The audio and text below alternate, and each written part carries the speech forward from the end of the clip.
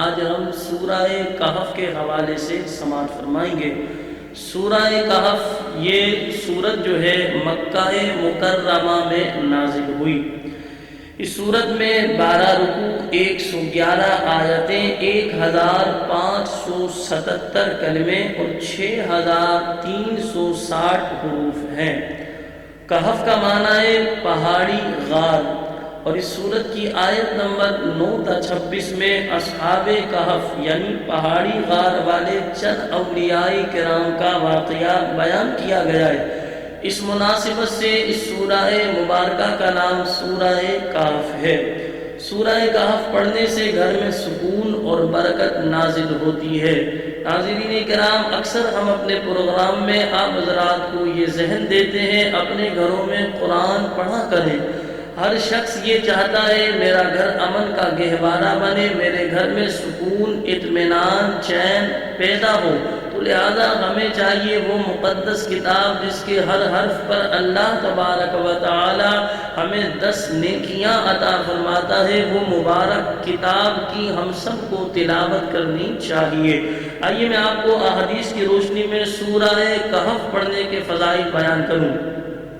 چنانچہ حضرت برا بن عازب رضی اللہ تعالی عنہ فرماتے ہیں، ایک مرتبہ ایک صحابی رضی اللہ تعالی عنہ نے سورہ کہف پڑھی۔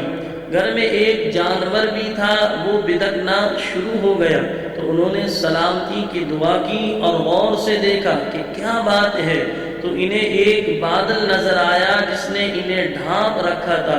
ان صحابی رضی اللہ تعالی عنہ نے اس واقعے کا ذکر جب تاجدار رسالت صلی اللہ علیہ وسلم سے کیا تو آپ صلی اللہ علیہ وسلم نے فرمایا، اے فلاں، قرآن پاک کی تلاوت کرتے رہا کرو، وہ بادل سکینہ تھا جو قرآن مجید کی وجہ سے نازل ہوا۔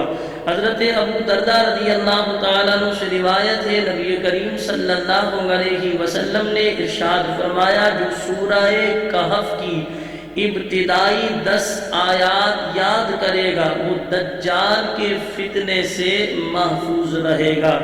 حضرت ابو سعید خدری رضی اللہ تعالیٰ عنہ سے روایت ہے، نبی کریم صلی اللہ علیہ وسلم نے ارشاد فرمایا، جو شخص جمعے کے دن سورہ کہف کی تلاوت کرے گا تو آئندہ جمعے تک اس کے لیے خاص نور کی روشنی رہے گی۔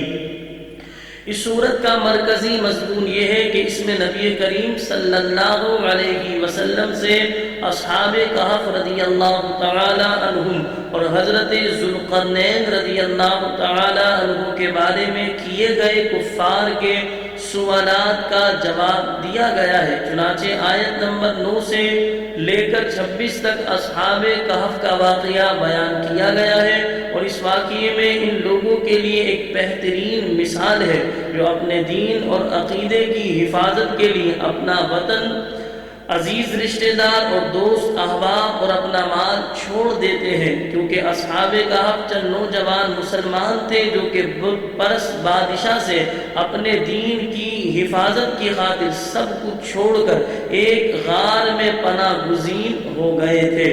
اور آیت نمبر 83 سے 99 تک حضرت ذوالقرنین رضی اللہ تعالی عنہ کا واقعہ بیان کیا گیا، اور اس واقعے میں بادشاہوں اور حکمرانوں کے لیے بڑی عبرت و نصیحت ہے، کیونکہ حضرت ذوالقرنین رضی اللہ تعالی عنہ کی حکمرانی مشرق سے لے کر مغرب تک تھی۔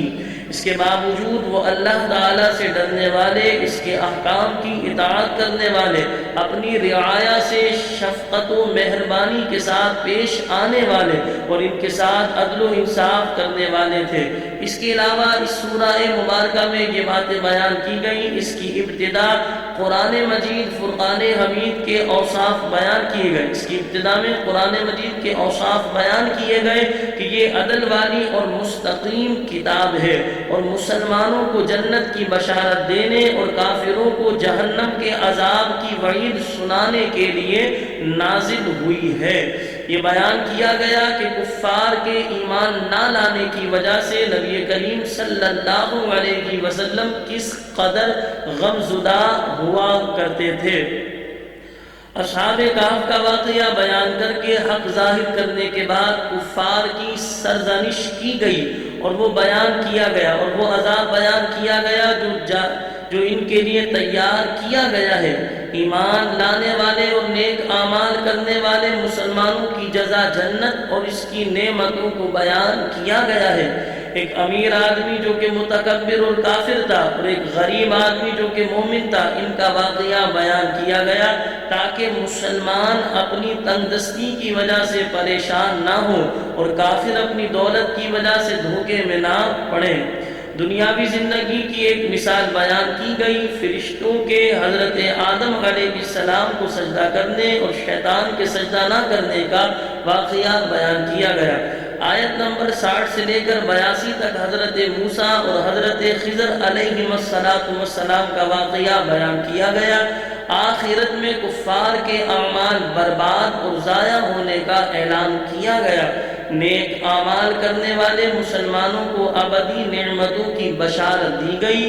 آخر میں یہ بیان کیا گیا اللہ تعالیٰ کے علم کی کوئی حد اور انتہا نہیں۔ اللہ کریم ہم سب کو قرآن مجید فرقان حمید کے نور سے منور فرمائے۔ وآخر دعوانا ان الحمد للہ رب العالمین۔